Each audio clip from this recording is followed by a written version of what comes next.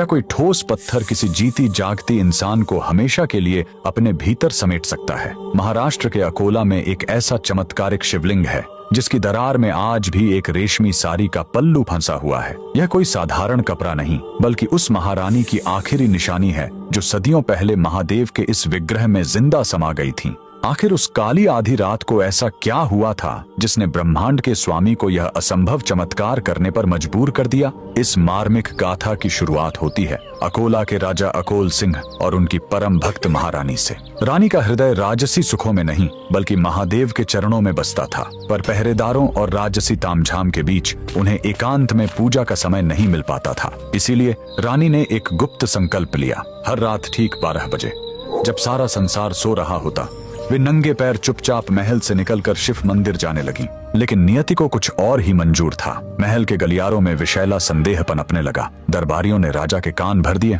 महाराज, आखिर महारानी हर आधी रात को छुपकर किससे मिलने जाती हैं? शक का वह बीज राजा के मन में एक भयानक राक्षस बनकर जाग उठा। एक रात हाथों में नंगी तलवार लिए राजा अपनी ही पत्नी के पीछे मौत बनकर निकल पड़े। रानी जैसे ही मंदिर के गर्भगृह में पहुंची और शिव के ध्यान में लीन हुई, तभी पीछे से राजा की पदचाप सुनाई दी। अपनी ही पत्नी पर तलवार ताने खड़े पति को देख रानी का कलेजा फट गया। एक पतिव्रता स्त्री के लिए उसके चरित्र पर किया गया शक मृत्यु से भी बड़ी सजा थी। आंसुओं से भरी आंखों के साथ रानी ने शिवलिंग की ओर देखा और कातर स्वर में पुकारा, हे नीलकंठ, हे त्रिलोकीनाथ, अगर मेरी भक्ति पवित्र है और मेरा सतीत्व निष्कलंक, तो मुझे अभी इसी वक्त अपने चरणों में शरण दे दो। इस कलंक भरी दुनिया में मैं अब एक पल भी जीवित नहीं रहना चाहती। उसी क्षण पूरे मंदिर में एक अंधा कर देने वाली दिव्य रोशनी फैल गई। देखते ही देखते वह विशाल और ठोस पत्थर का शिवलिंग गर्जना के साथ 2 हिस्सों में विभक्त हो गया। महादेव ने अपनी भक्त के लिए अपना हृदय खोल दिया। रानी हमेशा के लिए उस शिवलिंग के भीतर समा गई।